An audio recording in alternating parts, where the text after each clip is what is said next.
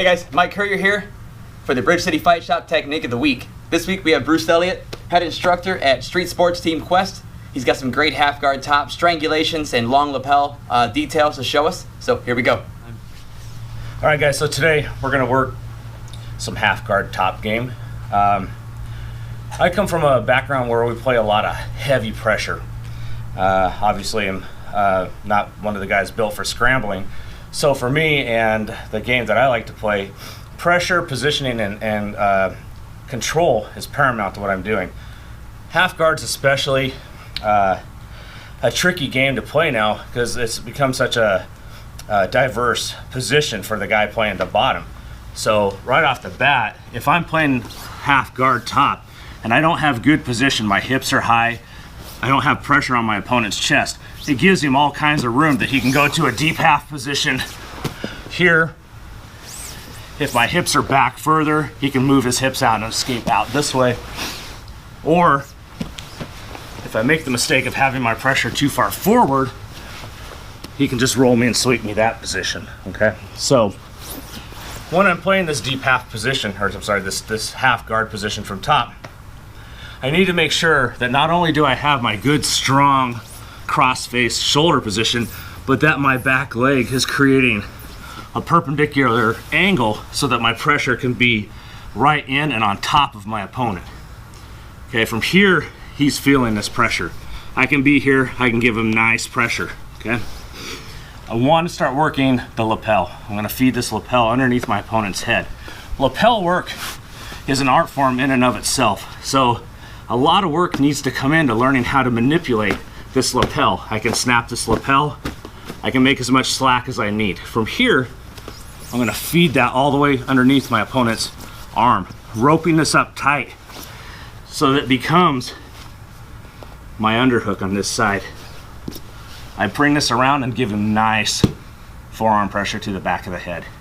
From here, keeping my pressure on my opponent, I'm gonna bring my far hand inside and I'm gonna grab the tip of that lapel and my elbow's gonna drive into his sternum. That really creates a lot of pressure. That also makes him wanna run from me. When he runs, it opens up the second grip of my choke here. So I grab the little hand here, drop my forearm inside his neck. Now from here, I could start to choke, but he still has too much mobility. So I'm gonna slide my knee back just a hair, pull him to me. Bottom hand's gonna pull up, bottom elbow's gonna drive down to the floor, and I'm gonna set the choke. Okay? So a lot of times what happens here, when I feed this hand and I put this pressure in, the guy wants to start to shove me off of him because this pressure is pretty intense. So when I feel this hand come across, I grab that sleeve and pull deep. I'm actually pulling and creating the angle that I need on the arm. Now here I've taken away my second choke point, so I'm gonna drive my elbow behind the head, sprawl back and pull up on that lapel to finish the choke from there.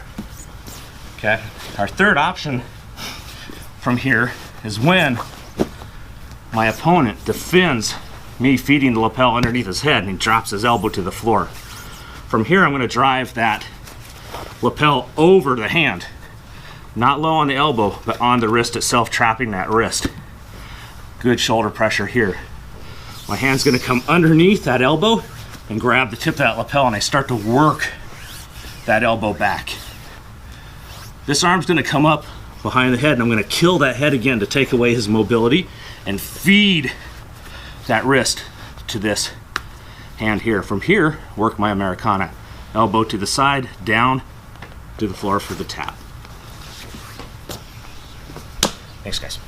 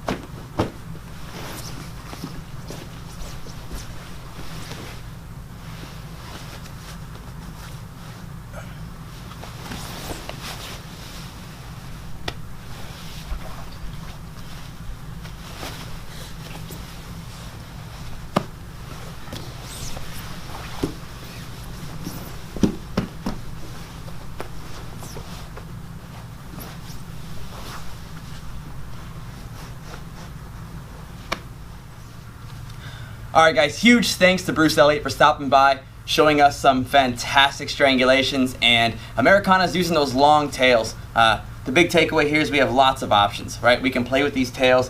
It's pretty low risk. At any point I can bail, prioritizing half guard top, not losing myself to the sweep or to the deep half. Very, very low risk. Lots and lots and lots of options. That's right. Yeah, guys, always be able to switch it up, back step into the knee bar. If the guy throws his knee in deep like he's playing knee shield, we can reach back and heel hook for those guys who can play that game. Lots of options there. The main thing is always be ready to adapt to the situation. Sure. Cool, guys. We'll see you next time. Check us out on Facebook and YouTube and BridgeCityFightShopDown.com for the full breakdown. Thanks, guys. Bye.